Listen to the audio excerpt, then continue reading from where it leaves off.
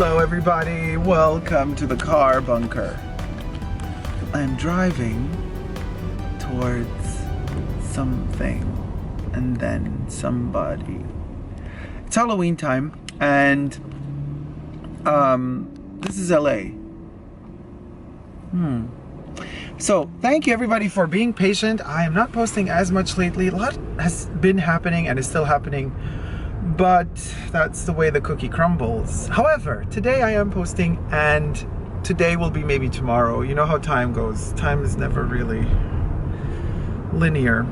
In my world, at least, it's not. So, Halloween in Los Angeles. Now, let me say that I'm a huge fan of Halloween. For those of you who don't know, now you know. I'm a huge fan of Halloween, and I was expecting a bit more. I mean, look, that. You basically don't feel on the streets that it's Halloween. There's like, nobody's really pepping it up, zhuzhing it up. There's not much of a pumpkin vibe, not much of a jack-o'-lantern vibe. I don't know what it is. So I've been all into the mood or into the groove, but the rest of the world doesn't seem to be. Look at the Lee Strasberg School. Marilyn Monroe was a part of this. Lee Strasberg also, I guess they're too cool for Halloween. I don't know what it is. Maybe it's a thing of big cities in America. Maybe like smaller cities are more into Halloween.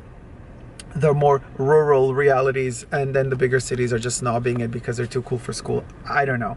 I'm not too cool for school. I actually have my little Freddy here. I'm trying to kind of find a way to hang him up somewhere in the car. Let him just sit here next to me. And so as I'm filming, it's Saturday, and tonight I'm going out with a bunch of friends. We're initiating the Halloween kind of costumizing ourselves lightly. It's a light costume night because it's Saturday, so Halloween is on Wednesday. Wednesday will be the hardcore costume. Tonight will be, let's say, a slow fade into costumes. So from here on out, it will be costume. Probably Saturday, Sunday, Monday, Tuesday, and Wednesday. Culmination being Wednesday. And the weather here is amazing. It's always sunny. It's just always nice, you know, and smiley and positive. But then, and I've been contemplating this idea of like, okay, you know, LA. Weather sunny, people are not always that sunny, and this is usually the concept, or you know, the notion of Los Angeles. People are always like, New Yorkers would always say, oh, you know, LA always too blissfully optimistic and positive about everything. Not really the case, but you always find your people that are like other people. You know, alike people get together and manage to find each other, and that's something that then works out fine. But overall, it's quite, you know, driving on the streets is difficult because just a lot of people just really want to get from A to B, and they do not care about rules, laws, and regulations about streets. So they would just, I mean, literally bump into you to get to where they want to go to. So people do walk over dead bodies in this city to get what they want to get and get where they want to get. And they will be nice to you if they can get something from you. That's basically the standard here. Alas, we have to adapt and make the best of it. It did make me kind of a little bit depressed, I have to say, in the beginning. Adapting is always difficult when you're in a totally different environment, where there's a kind of different, I don't want to say culture, because this is not a different culture to me. This is my culture, so it's like fine, but met some really nice people and some not so nice people, so there you have it. Wow, what a depressing vlog. Yeah. No, it's not that depressing. I just want to be honest, like, you can't always be, you know, yay, hi, it's all amazing, it's all great. No, it's not all great. Life can suck. Life can also be amazing. So it's just, you know, you have to go through it. It's a roller coaster ride. Sometimes, And to be perfectly honest with you, sometimes I say it's good if it's a roller coaster ride because you have the deeps and the lows. But then there are those times when you just don't want that roller coaster ride. You just want stuff to be a little bit more stable, not too much of a high, not too much of a low. You know, there's always times in our lives when we kind of need a bit more stability. And I think stability requires a bit less of the highs and the lows, varying with abrupt kind of tact and time. So let's say if you were to be euphoric and then 10 minutes later you're completely depressed, and then 10 minutes later after that again you're super thrilled, you're jumping off the ceiling, and then 20 minutes after that you're crying. That's not good. I mean, for some people it might be, not for me. I'm not saying I'm that way, absolutely not. At the moment, not. But right now, those kind of ups and downs, not for me. There have been moments in my life when I was like super happy to have a bumpy ride. Right now, I'm kind of desiring a smoother ride. Maybe because of everything that's been happening in the world lately, you know, from Okay. Somebody wanted to show off their motorbike. From politics to just general vibes in the world, everything feels so uncertain and insecure in a way, which, like, don't get me wrong, that's also part of life. I've been talking to my mom and also other generations, and all of them say it's, you know, not much has changed. I mean, things do change and there is an evolution to things, but not much has changed in terms of each generation goes through several times in their youth and then grown up in adult life where many uncertainties and insecurities kind of bubble up in the surface. And every generation had their traumas, and every generation had their ups and downs, their fears, their also, when they get a bit older, their nostalgias. So it doesn't change much for our generation, I guess. How will it be for the future? I don't know, because quite frankly, time, and this is something I keep saying, time to me, you know, there is no future, there is no past, there's just the now. How can there be a future? It hasn't happened yet, so it doesn't exist. And the past has already happened, so it doesn't exist either. So the right now is, I have a bit of anxiety, and also disillusionment, and also a bit of, and I'm trying to snap out of it because I don't like to be in that state of mind where you think, oh, nothing really surprises you anymore, you know, you've seen it all. And listen, what surprises me, what makes me feel super happy is like seeing a sunset, sunrise. Nature is always so incredible to me. That's actually the only thing that really gives me the energy and the, just nature and natural events. But you know, like for example, fashion, a lot of people ask me like, oh Dacob, what do you think about this fashion show, that fashion show, this collection, that collection? I'm just like, I can't be bothered really, because it's all the same shite. And it just, yeah, it's on rotation, it's always the same stuff, and I'm just like a bit bored of it, you know. And that I've noticed this because I've gone more into just appreciating the classics, because I don't get bored of them. You know, you might say, oh, the Chanel bag 255, so boring, it's been around since the 50s. I don't get bored of that. That, at least to me, it gives me that stability. It gives me that, no like a roller coaster ride, but it just kind of, it soothes my daily routine, if you may, and my need for aesthetics visually. So that's one of the reasons why I'm kind of more going towards the classics. And you know, and for example, the Moschino for H&M collection that's coming out, been there, done that. It seems to be like a very young collection, and you know, I did the review of it, and at the end of the day I might get the pins just because, you know, whatever, but I'm not in it doesn't, you know, with all due respect, I love you, Jeremy, and I love Moschino, whatever. I'm just let the kids that have never had it before, you know, get to discover it, experience it, and enjoy it. It's just, I need something else. If I'm really going to be surprised and moved in a way of, oh, this is funky, punky, twisted, pop, something, you know, fun. Fun to me is also something new that I can discover. And fun to me is not just something colorful with Disney prints over it. I need a bit more. Maybe I'm in that age where I just need something more to call it fun.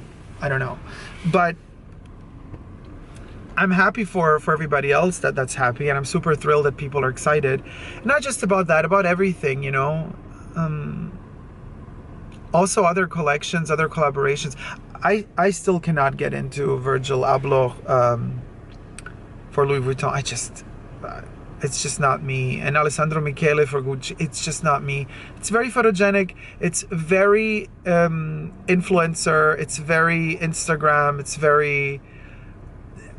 It's really Instagramogenic, if you want. It really works for all those basic bitches who just like to conform, you know. And I just can't deal. I can't handle with, oh, okay, there you go, dressed from head to toe. You know, you got a bit of Vetements, a bit of Balenciaga, the chunky Balenciaga sneakers.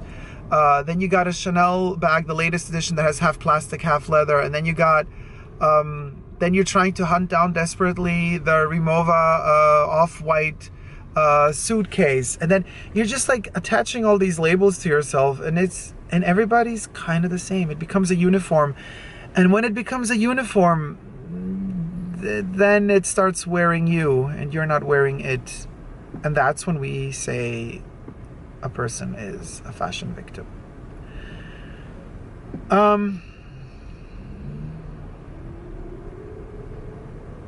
Fashion victim, slave to fashion, and fashionista.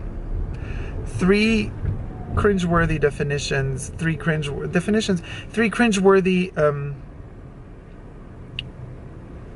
names, attributions to people who wear fashion or fashionable items. They do have slight, I think they do have, well, at least in my vocabulary, they have slightly different meanings, each one of the three, but none of the three are positive. And how to relate to fashion and enjoy it without falling victim to it, without being a fashionista, without being a tool, if you may. You really have to learn a lot. You have to do a lot of research. You have to know the history of fashion and design. You have to understand where things are coming from, why a certain designer is using a certain print, what is the message behind it, the shape of the cut of a certain blouse, of pants, of knowing when a brand is taking something from another brand from the past, when they are homaging it, when they are blatantly stealing it and trying to hide the fact that they stole it, when they have purchased the license rights to use it. All of these things kind of contribute to a certain self-awareness, because you have to be quite self-aware and you have to understand who you are in order to not fall victim to whatever marketing ploys are out there, whatever fashion trend is out there. That's another word that is just horrible in my book, a trend. When I bought the yellow, it's like kind of a square pouch clutch from Chanel last spring, I've been looking for that shade of yellow for a long time. And I explained it in the video. It's something that reminds me of my grandmother, and her favorite yellow roses were her favorite flowers, and that's a particular shade of yellow. Anyway, so it took me a while to hunt it down to get it. I got it, and then, you know, I'm paying it, and I love my also friend and sales associate who's at the boutique, and then the assistant store manager, or not store manager, but kind of like working instead of the store manager comes in and says, "Oh, Dacob, what a wonderful bag. You know, yellow is the trend of this season. It's going to be incredible. Everybody's going to look at that yellow bag." And I'm like, just, oh God, just stop talking, because if you keep talking, I'm going to end up not buying this bag because you're saying all the wrong things. And it's just, don't. First, you know, you don't have to sell it to me. I'm just about to pay it. And you don't have to try to kind of show me how cool you are, because you misunderstood me completely. I don't care for trends. I really don't. So, you know, are you sucking up to me in a way? You don't have to. I'm already your client. I'm already buying there. I don't know. Maybe she was just trying to be polite. I don't know. But it's just that attitude that I think people need to have a little bit more tact when they're dealing with other people, and learn to listen. And by listening, I don't just mean listen to them blabbering, I'm talking. I mean body language, how a person is comfortable or uncomfortable in a situation, a lot of things. And when you learn to listen, then you understand also where they're coming from, and then you could interact better. Because in every interaction, there's supposed to be a bit of compromising. A little bit comes from your side, a little bit comes from their side. And so by doing that, you become more self-aware. And by becoming more self-aware, you add that extra level on top of whatever I already mentioned until now, that allows you to not fall victim to trends, to marketing, you know, blah, blah, blah.